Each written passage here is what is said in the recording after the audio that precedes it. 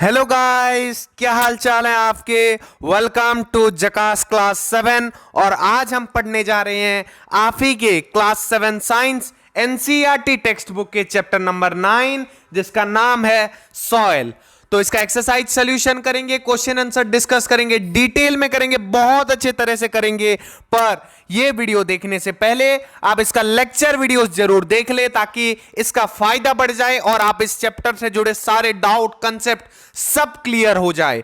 कैसे होगा? Lecture video देखने से। कहां पे होगा उसका लिंक? डिस्क्रिप्शन बॉक्स, आई बटन या फिर कमेंट सेक्शन में।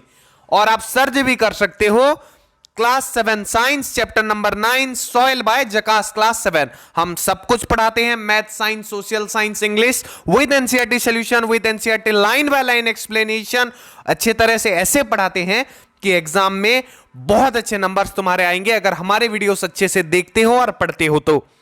Let's move to question number 1 of exercise of the chapter soil. क्या बोलता है? In addition to rock particles the soil contains. Rock particles के साथ साथ ये जो मिट्टी होता है ये और क्या क्या रखता है अपने अंदर? क्या रखेगा? मैंने लेक्चर में बताया था, जो देखे होगे पता होगा। Minerals, organic matter, air and water. Clear? तो कौन सा ऑप्शन सही होने वाला है? Option number 3। कौन सा? Option number 3। Clear? Let's move to question number 2। Before that pause the video and note the answer down. यहां पे क्या बोल रहा है हमें? The water holding capacity is highest in which kind of soil. तो किस वाले सॉइल में सबसे ज्यादा वाटर होल्डिंग कैपेसिटी रहेगा? Clayey soil. ये भी लेक्चर में बताया था क्यों ज्यादा रहेगा। क्यों? अगर आपका क्वेश्चन है तो जाओ लेक्चर वीडियोस चेकआउट करो, हमारे चैनल भी चेकआउट करो यार, सब में मास्टर बना देंगे। एग्जाम में इतने नंबर आएंगे कि सब चौंक जाएंगे, बहुत अच्छे आएंगे। अब हमें क्या करना है? कलम मैच करना है। क्या करना है? कलम मैच। तो यहां पे चलो कलम मैच करते हैं, मैं करवा देता हूं तुम्हें। कलम 1 में पहले क्या क्या है? क्या क्या है? ए होम फॉर लिविंग ऑर्गेनिज्म। तो ये किसके साथ मैच करने वाला है? All kinds of soil. सारे तरह के सॉइल घर बन सकते हैं लिविंग ऑर्गेनिज्म के लिए। Upper layer of soil. Upper layer of soil क्या होता है? Dark in colour. इसका कलर डार्क होता है, जैसे मैंने लेक्चर में बताया था। रुको, ये डार्क इन कलर होगा। Let me again rewrite it. हाँ, ऑल काइंड ऑफ सॉइल, और ये डार्क इन कलर सी में जाएगा। Sandy soil. सैंडी सॉइल में क्या होते हैं? लार्ज पार्टिकल्स होते हैं, जिससे इसकी वाटर होल्डिंग कैपेसिटी भी कम होती है। किसके वजह से? लार्ज पार्टिकल्स के वजह से। मिडिल लेयर ऑफ सॉइल, जो सॉइल का मिडिल लेयर होता है उसमें लेस अमाउंट ऑफ ह्यूमस होते हैं। सबसे ज्यादा ह्यूमस कहां पे होते हैं बताओ मुझे? कहां पे? अपर लेयर में होते हैं। कहां पे? अपर लेयर में। Clay soil, small particles and पेक्टाइट, इसलिए ज्यादा water holding capacity clay soil का होता है। मैंने कॉलम मैच कर दिया है, आप पॉज करके नोट कर सकते हैं। इसका आंसर ये है, यहां से भी उतार सकते हो, मैंने तो बहुत अच्छे से समझा दिया। चलो नेक्स्ट क्वेश्चन की ओर। Explain how soil is form. क्या करना है हमें? एक्सप्लेन करना है कि कैसे मिट्टी सॉइल बनता है। सॉइल कैसे बनता है? रॉक के वेदरिंग को। Soil is form due to weathering of rock. Weathering is a process in which physical breakdown and chemical decomposition of mineral takes place primarily by wind, water, climatic changes. In the weathering process, rocks are converted into small pieces which eventually turn to soil particles to form a layer of soil. तो सुनो, आसान भाषा में बताता हूं इसको। मैंने अंग्रेजी में बोल दिया, जो नोट कर रहे होंगे नोट कर लेंगे। लिख भी दिया है यार, नेक्स्ट स्लाइड में दिखा दूंगा, चिंता मत करो। जो बड़े बड़े पत्थर होते हैं वो थ्रू द टाइम क्या होता है? Action of water, air, climatic change, वो टूटते हैं छोटे छोटे पत्थर में। फिर वो छोटे छोटे पत्थर टूट टूट के मिनरल डिकम्पोजिशन होता है उनके ऊपर। जो मिनरल कहां पे होता है? सॉइल में। वैसे करके वो रॉक आखिर में सॉइल में कन्वर्ट हो जाते हैं। और इस प्रोसेस को, जिसमें जो रॉक वेदर होता है सॉइल के लिए, उसको क्या बोलते हैं? Weathering of rock. उस प्रोसेस को क्या बोलते हैं? वेदरिंग। देखो यहां पे लिखा हुआ है, मैंने टाइप कर दिया है, जिसको आप पॉज करके नोट कर सकते हैं। Let's move to question number 5।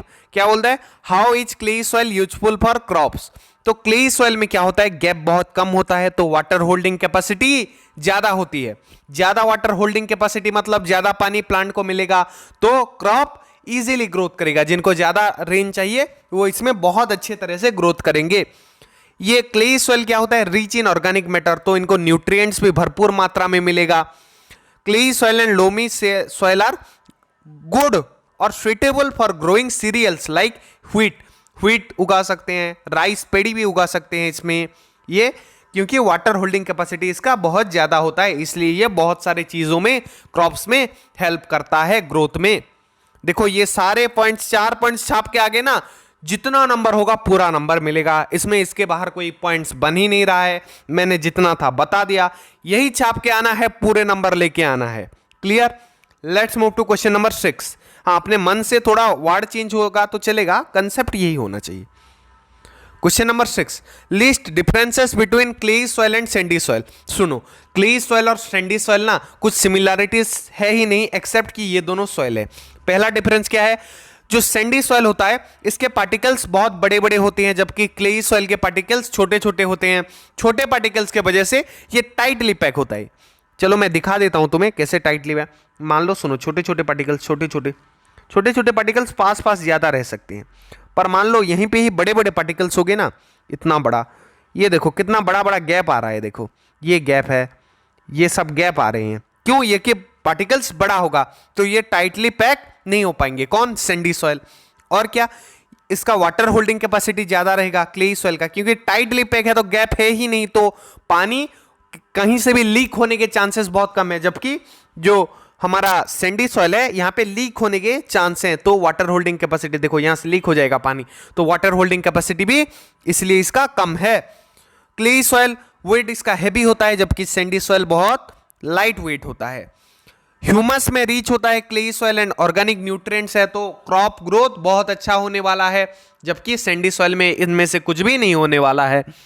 बहुत कम हवा होता है ट्रैप्ड बिटवीन द पार्टिकल्स, जबकि सैंडी सॉइल में ज्यादा हवा होता है, तो डाल टाइप के जिसको नाइट्रोजन ज्यादा चाहिए वो सैंडी सॉइल में ज्यादा अच्छे से हो पाएगा, जबकि क्लेई सॉइल में कौन सा, राइस व्हीट जैसा फसल अच्छे से हो पाएगा। Let's see the answer before I move to question number 7। इसको नोट कर लो, इंपॉर्टेंट है, मैं बता रहा हूं मतलब इंपॉर्टेंट है। Question number 7, sketch the cross section of soil and level the various layer. मैंने लेवल करके रखा है, चलो मैं तुम्हें बता देता हूं। यहां पे जो टॉप लेयर है, टॉप लेयर क्या है, ए हॉराइजोन। क्या है? ए हॉरिजोन या फिर ए हॉराइजोन तुम बोल सकते हो। और जो नेक्स्ट लेयर क्या है, बी हॉराइजोन। क्या है? बी हॉराइजोन। देन क्या है, C horizon, A B C horizon. Sir fourth layer क्या, डी हॉराइजोन? नहीं, उसको बेडरॉक बोलते हैं। पहले 3 लेयर समझ गए, ए हॉराइजोन, बी हॉराइजोन, सी हॉराइजोन। ये ए हॉराइजोन एनसीईआरटी में नहीं दिया था, ये एक्सरसाइज में कुछ नया तुम्हें सीखने के लिए मिल रहा है, इसलिए मैं बोलता हूं बुक के साथ साथ एक्सरसाइज भी जरूरी है, इसमें कुछ चीजें ज्यादा सीखने के लिए मिल जाता है। तो हमारे दोनों वीडियोस देखो, अच्छे से देखो, पढ़ो, तभी मार्क्स बहुत अच्छे आएंगे। क्लियर? बी हॉराइजोन, सी हॉराइजोन, उसके बाद लास्ट लेयर बेडरॉक हो गया। Let's move to question number 8। यहां पे एक रेजिया नामक लड़की है जिसने एक एक्सपेरिमेंट किया है परकोलेशन रेट के ऊपर। हमने परकोलेशन पढ़ा था, नहीं याद आ रहा है?